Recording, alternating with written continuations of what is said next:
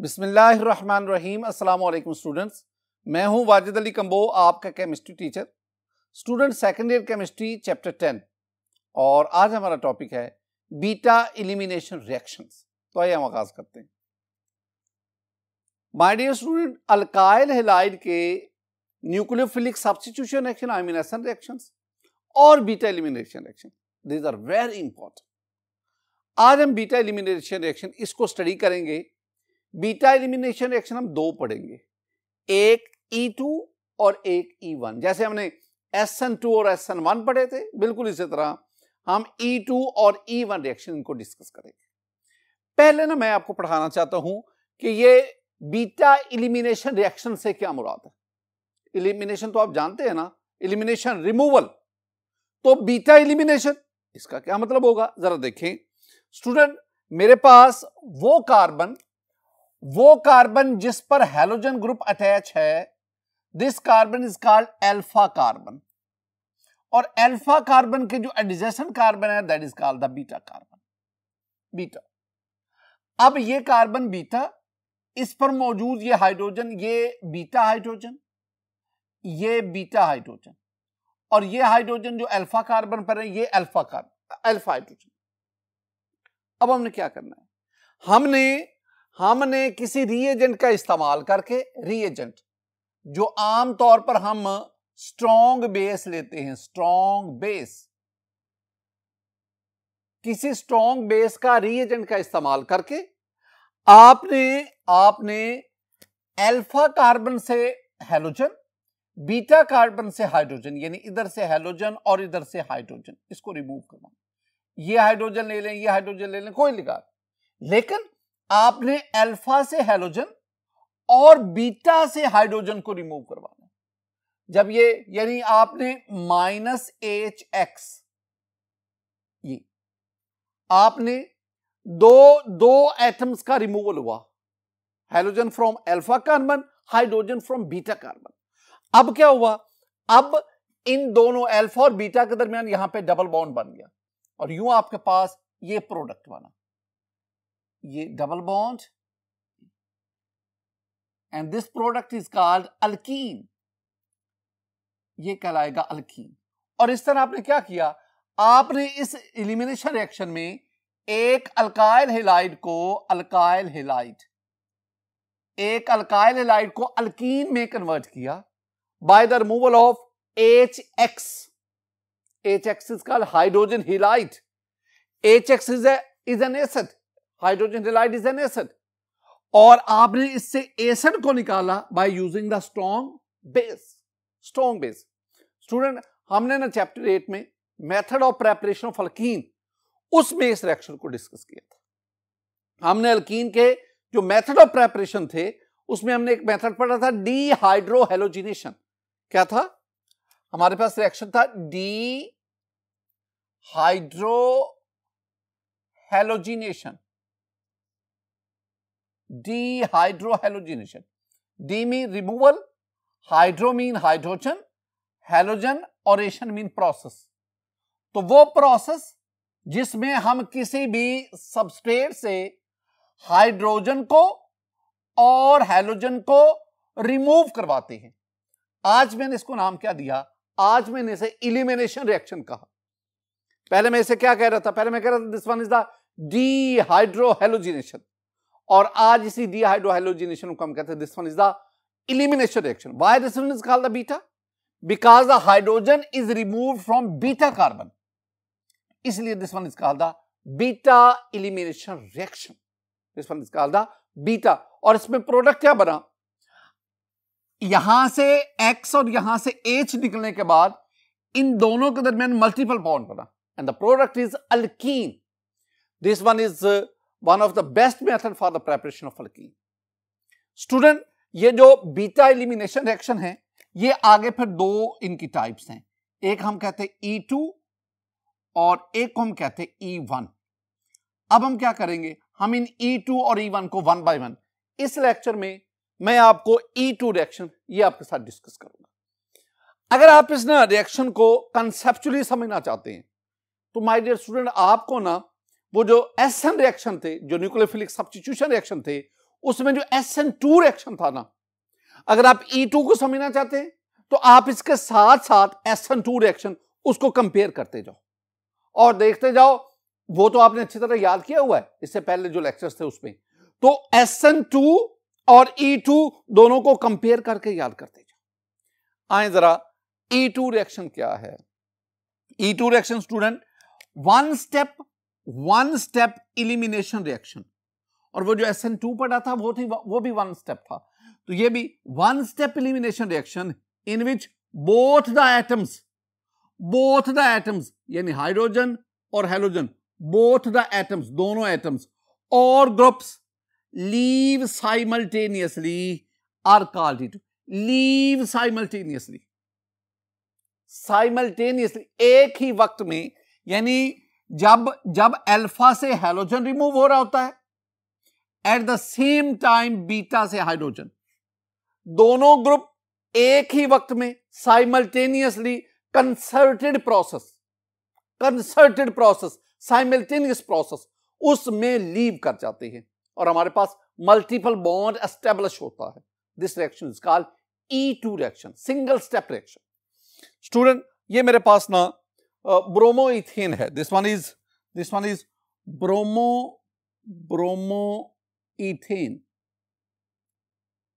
इसका रिएक्शन मैंने करवाया अल्कोहलिक KOH से। This one is the base alcoholic KOH। याद रखना, यहां पे एक अहम बात आपके साथ शेयर करने जा रहा हूं। आप यहां पे ना स्ट्रॉन्ग बेस का इस्तेमाल करते हैं। स्ट्रॉन्ग बेस आप कौन कौन से ले सकते हैं माय डियर स्टूडेंट? आप स्ट्रॉन्ग बेस के तौर पर ये KOH इन एथेनॉल इसको यूज कर सकते हैं। आप सोडियम एथोक्साइड इन एथेनॉल इसको यूज कर सकते हैं। आप सोडियम मेथोक्साइड इन मेथेनॉल इसको यूज कर सकते हैं। आप पोटाशियम टर्शीब्यूटाइल उसको अपना यूज कर सकते हैं। Butoxide, potassium tert butoxide, that can also be used as a strong base. These are various reagents which are used as a strong base and these are used in the elimination reactions.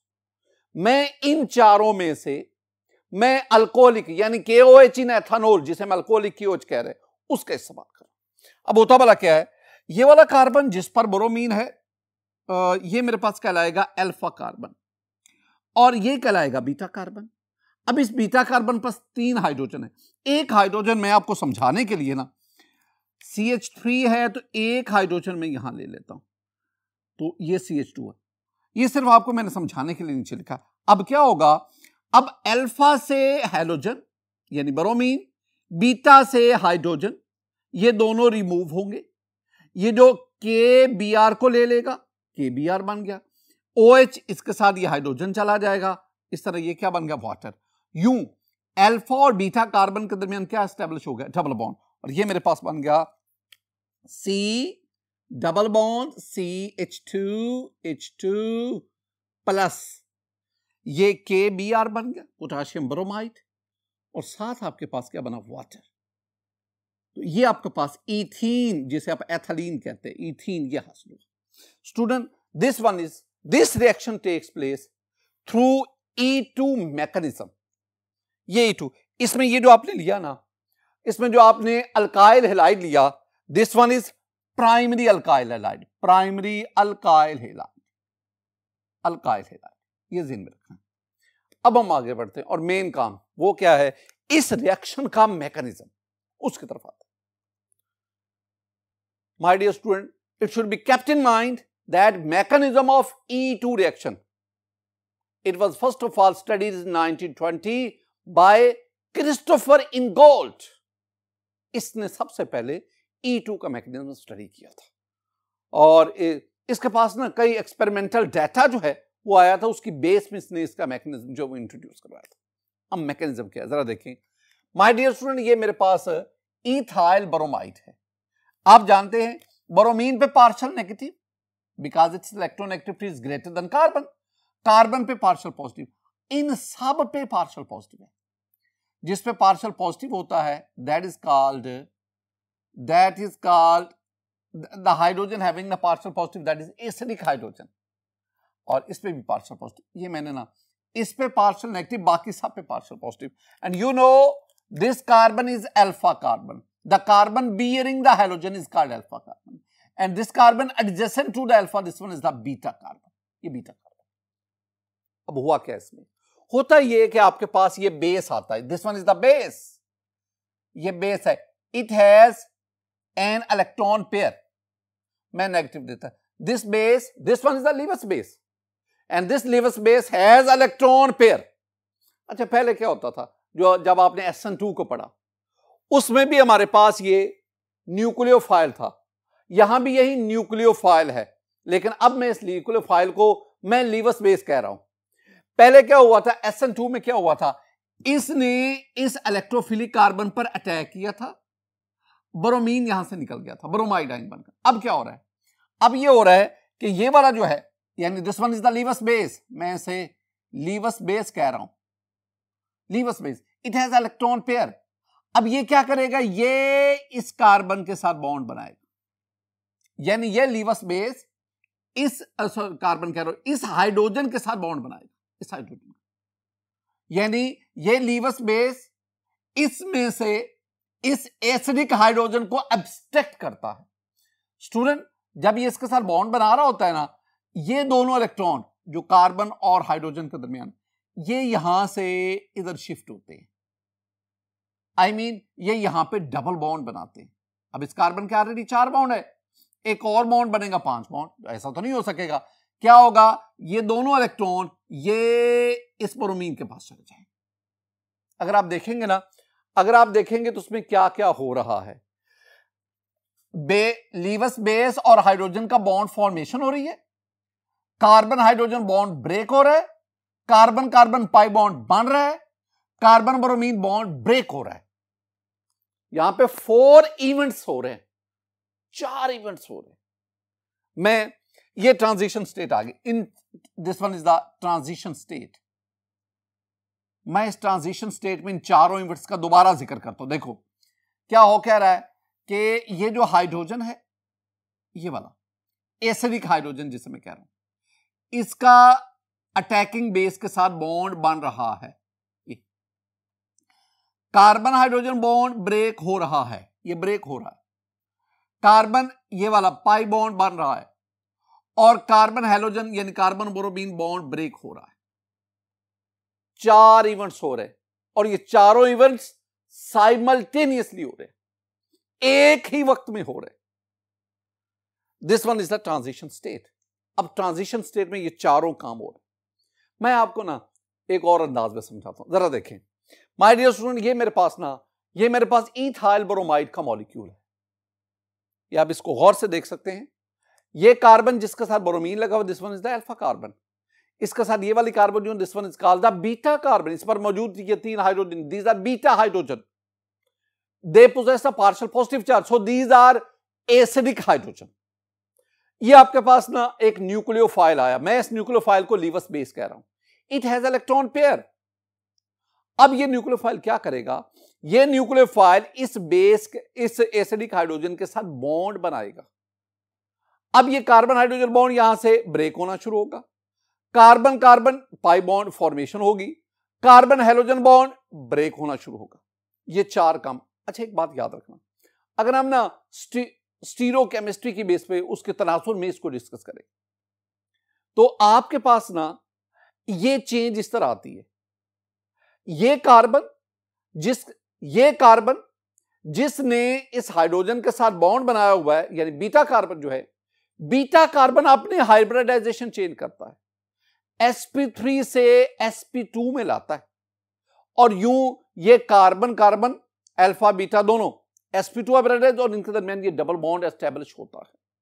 My dear student, अगर आप इस transition state को critically देखें, अब हो भला क्या रहा है, ये कार्बन हाइड्रोजन बॉन्ड यानी बीटा कार्बन और हाइड्रोजन बॉन्ड, इसके ऊपर ये जो हाइड्रोजन है जिसे मैं अब ये बेस एब्स्ट्रैक्ट करता है, इस हाइड्रोजन की ये जो प्लेन और ये जो हैलोजन कार्बन हैलोजन है, all these must in same plane, ये एक ही प्लेन में होना चाहिए।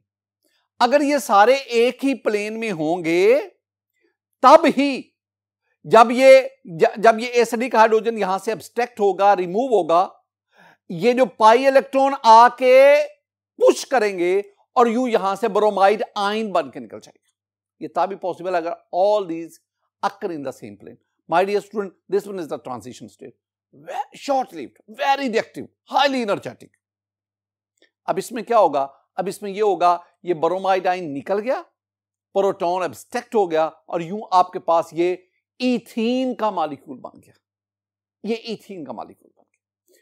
माय डियर स्टूडेंट, अगर आप इसके ना एनर्जी डायग्राम देखें, एनर्जी डायग्राम में देखेंगे ना, तो ये मेरे पास हैं रिएक्टेंट्स और ये रिएक्टेंट आपके पास क्या है? ये आपके पास अल्काइल हैलाइड है और साथ आपके पास ये न्यूक्लियोफाइल जिसे मैं बेस कह रहा हूं।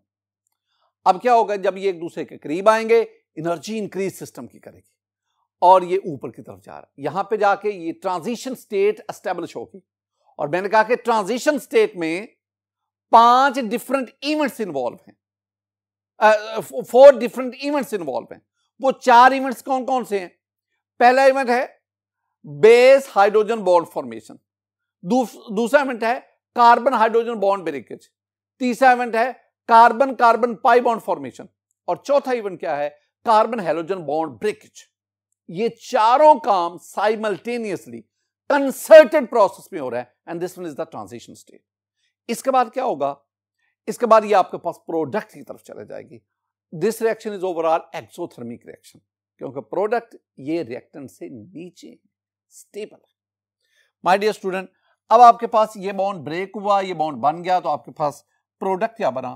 प्रोडक्ट मेरे पास बना जी सी डबल बॉन्ड सी, इस कार्बन के साथ 2 हाइड्रोजन, इस कार्बन के पास 2 hydrogen, this one is ethene plus ये BH बन गया प्लस ये ब्रोमाइड आयन यहां से रिमूव हो गया। Single step reaction. जितनी मैंने ऊपर बातें की है ना, अब वही बातें आगे रिपीट होती जाएगी। Single step, the mechanism that was discussed by Christopher Ingold. Christopher Ingold कहता है कि this one is the single step reaction and this step is slow and this one is the rate determinant. If a reaction consists of single step, that step is called the rate determining step. दूसरी बात, base attacks on the acidic hydrogen and hydrogen atom is removed simultaneously. यानी वो कहता है 2 काम, base का इस पर अटैक करना और हेलोजन एटम का, तो हेलोजन एटम का यहां से रिमूव होना, ये दोनों काम कंसर्टेड प्रोसेस में साइमल्टेनियसली हो रहे, एक ही वक्त में हो रहे। और अल्कीन इज फॉर्म्ड, ये the product obtained that is called alkene, I mean carbon double bond carbon. Molecularity हम क्या कहते हैं? The number of molecules taking part in rate determining step. This one is the rate determining step. Reactant के 2 molecule involve हैं, एक alkyl halide है, एक base है, तो जितने रिएक्टेंट के मॉलिक्यूल इन्वॉल्व होंगे वो उसकी क्या कहलाते हैं? मोलेकुलरिटी। तो इसकी मोलेकुलरिटी क्या है? 2। यूं ये कहलाएगा बाइमोलेकुलर रिएक्शन। बाइमोलेकुलर रिएक्शन, देखो 2 molecules, I mean alkyl halide and base, are taking part in rate determining step. So its molecularity is 2 and this one is bimolecular reaction. This one is a bimolecular reaction. मैं लिखता हूं ना E2, तो ये जो 2 है ना, 2, ये 2 इसके मोलेकुलरिटी को रिप्रेजेंट कर रहा है। स्टूडेंट आगे हम चलते हैं और हम रिएक्शन काइनेटिक्स को डिस्कस करें। माय डियर स्टूडेंट, क्रिस्टोफर इनगोल्ड उसने ये ऑब्जर्व किया थ्रू एक्सपेरिमेंट के अल्काइल हैलाइड की कंसंट्रेशन और बेस की कंसंट्रेशन दोनों जो है रेट ऑफ रिएक्शन को अफेक्ट करती है। जितनी आप अल्काइल हैलाइड की कंसंट्रेशन जितने गुना बढ़ाएंगे, रेट ऑफ रिएक्शन उतने गुना बढ़ेगा। अगर आप अल्काइल हैलाइड की कंसंट्रेशन डबल करें, रेट ऑफ रिएक्शन डबल हो जाता है। अगर आप बेस की कंसंट्रेशन डबल करें, तब भी रेट ऑफ रिएक्शन डबल हो जाता है। अगर आप इन दोनों रिएक्टेंट की कंसंट्रेशन डबल करें, rate of reaction 4 time increase कर रहा है। ये जो एक्सपेरिमेंटल डाटा है, इसकी बेस पर उसने रेट इक्वेशन डेवलप की और रेट इक्वेशन क्या आ गई? रेट इक्वेशन आ गई, रेट दैट्स इक्वल टू के concentration of alkyl halide and concentration of base. मैं यहां न्यूक्लियोफाइल नहीं लिख रहा, मैं यहां बेस का जिक्र कर रहा हूं क्यों मैं बेस लिखता हूं, ये जब मैं आपको SN2 और E2 का फर्क बताऊंगा ना, वहां मैं इस बात का वजाहत करूंगा कि क्यों मैं ऐसा कर रहा हूं। स्टूडेंट अब आप देखें, इसके ऊपर 1, इसका एक्सपोनेंट 1, इसका मतलब क्या हुआ कि ये जो आपके पास E2 रिएक्शन है वो अल्काइल हैलाइड के लिहाज से फर्स्ट ऑर्डर है, फर्स्ट ऑर्डर, बेस के लिहाज से फर्स्ट ऑर्डर है, यानी दोनों रिएक्टेंट के लिहाज से फर्स्ट ऑर्डर है। ओवरऑल अगर मैं rate of order of reaction लूं तो आप इनको ऐड कर लें, तो ओवरऑल जो OR है, OR mean order of reaction, that is equal to 1 + 1 that is equal to 2। तो this will is second order reaction. E2 is overall second order reaction। Student अब हम लास्ट में पढ़ते हैं नेचर ऑफ अल्काइल हैलाइड, यानी कौन से alkyl halide जो E2 रिएक्शन ये देते हैं। तो हम क्या कहेंगे कि generally primary alkyl halides they undergo E2 reactions।